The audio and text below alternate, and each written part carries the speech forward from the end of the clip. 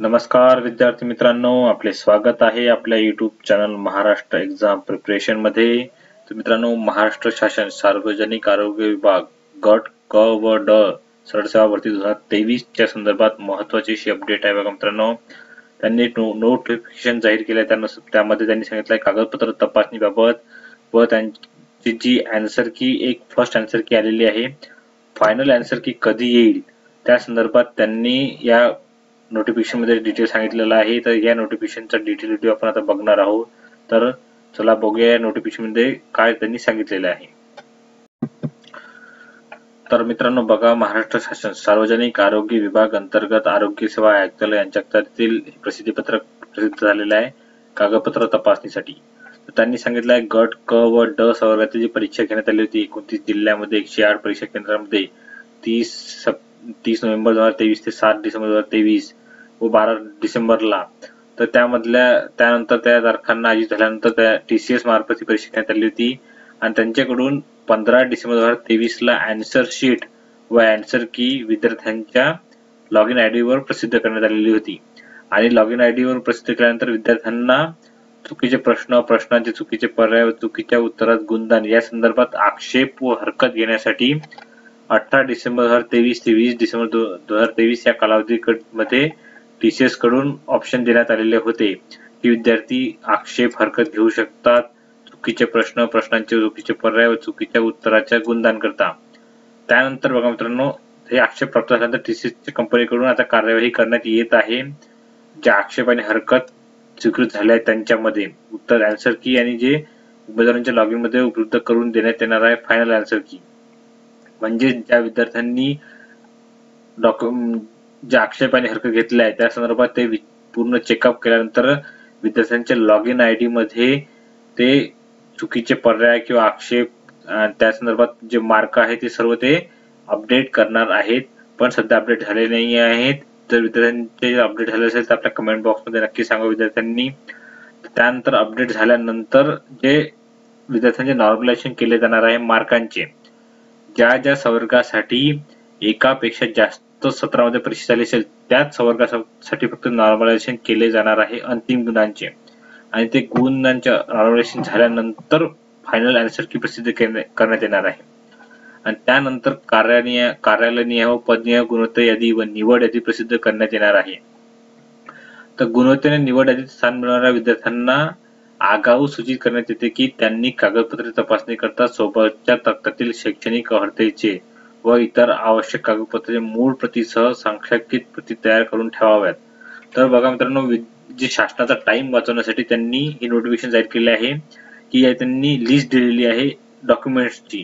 तर ज्या विद्यार्थ्यांची निवड यादीमध्ये नाव येईल आणि त्यांना डॉक्युमेंट व्हेरिफिकेशन करता बोलवण्यात येईल अशा विद्यार्थ्यांना त्यांनी लिस्ट दिली आहे। ही डॉक्युमेंट त्यांनी तयार करून ठेवायचे आहेत।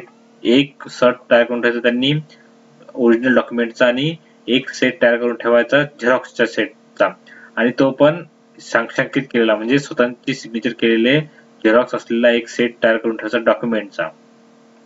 तिथे गेल्यानंतर उमेदवारांची जे बायोमेट्रिक व्हेरिफिकेशन पण केले जाणार आहे। थंब, डोळे यांच्या चेकअप नुसार बायोमेट्रिक व्हेरिफिकेशन केल्यानंतर डॉक्युमेंट व्हेरिफिकेशन केले जाणार आहे।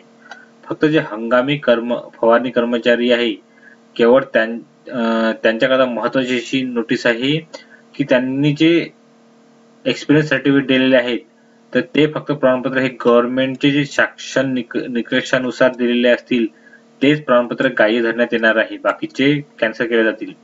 आणि कागदपत्र तपासणी जिल्हा किंवा विभाग स्तरावर पार पाडण्यात येणार आहे। त्यामुळे उमेदवारांचा व शासनाचा अनावश्यक कालावधी टाळण्यासाठी या आगाऊ सर्व सूचना उमेदवारांसाठी प्रसिद्ध करण्यात येत आहे।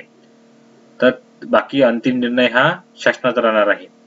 आणि त्यामध्ये पण अधिक महत्त्वाची अशी गोष्ट आहे की ज्या उमेदवारांकडे जर एखादे डॉक्युमेंट नसेल, जसं उदाहरणार्थ अधिवास प्रमाणपत्र नसेल, तर त्यांना स्टॅम्प 100 रुपयाच्या स्टॅम्प पेपर लिहून द्यायचे आहे की नियुक्तीपासून 1 महिन्याच्या आत ते डॉक्युमेंट सादर करून देण्यात येतील। म्हणजे सिलेक्शन झाल्यानंतर त्यांची जी नियुक्ती राहील त्याच्या 1 महिन्याच्या आत त्यांना जे डॉक्युमेंट त्यांच्याकडे नसेल ते त्यांना नेऊन द्यावे लागेल किंवा सादर करावे लागेल। जर उमेदवारांची नियुक्तीच्या नंतर 1 महिन्याच्या आत त्याने डॉक्युमेंट सादर केले नाही तर त्याची नियुक्ती आदेश रद्द करण्यात येणार आहे। आणि तसे सादर केलेले कोणतेही शैक्षणिक आरक्षण अनुभव कागदपत्रे जर बोगस किंवा बनावट आढळले तर तेव्हा पण नियुक्ती आदेश रद्द करण्यात येईल. या संदर्भात बघा मित्रांनो, विद्यार्थ्यांना प्रतिज्ञापत्र कागदपत्रे तपासणीच्या वेळी उमेदवारांना सादर करायचे आहे.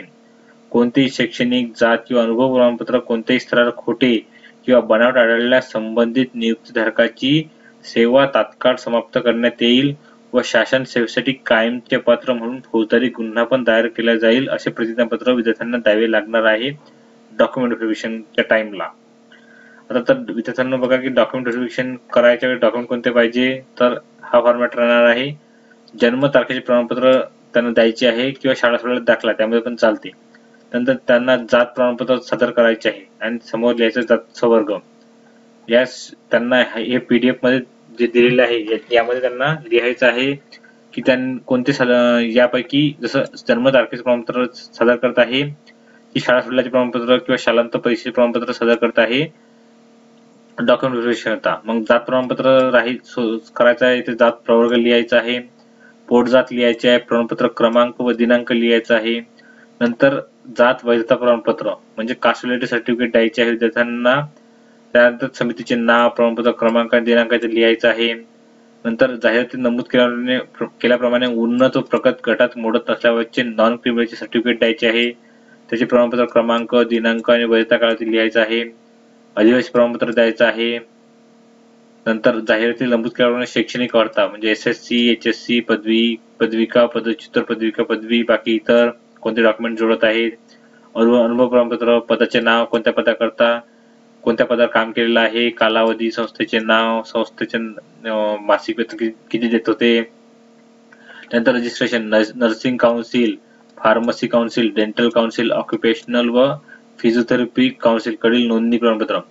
काही पदांकरता बघा मित्रांनो, जे नोंदणी मागितलेली होती म्हणजे नर्सिंग काउन्सिल यांच्याकडे, तर त्या संदर्भात त्यांना डॉक्युमेंट सादर करायचे प्रमाणपत्र, तर त्याचे पण यांना लिहायचं आहे की कोणते प्रमाणपत्र, दिनांक आणि कालावधी लिहायचा आहे, कधीपर्यंत नोंदणी केली होती, कधी ते कधी. नंतर मान्यताप्राप्त संस्थेचे संगणक अर्हता प्रमाणपत्र MSCIT किंवा त्या संदर्भाचे. आणि समांतर आरक्षण धारकांसाठी म्हणजेच या सर्वांचे जे अंशकालीन प्रकल्पग्रस्त, भूकंपग्रस्त, माजी सैनिक या सर्वांचे जे कोणते डॉक्युमेंट ते देत आहेत त्या संदर्भात त्यांना लिहायचे प्रमाणपत्र, दिनांक, निर्गम प्राधिकरणाचे नाव या PDF ची प्रिंट काढून. नंतर लहान कुटुंबाचे प्रमाणपत्र देत आहेत का. नंतर अर्जात नमूद केलेला पत्ता राहत असल्याबाबतचा पुरावा. नंतर स्वतःचा फोटो असलेले ओळखपत्र म्हणजे आधार कार्ड चालते बघा मित्रांनो. मग आधार कार्ड देतात, पॅन कार्ड देतात, कोण देतात ते. नंतर स्वतःचे पासपोर्ट साईजचे 2 फोटो आणि नाव बदलले असल्यास त्याबाबतचे गॅझेट किंवा विवाहामुळे नाव बदलले असल्यास विवाह प्रमाणपत्र सादर करायचे आहे.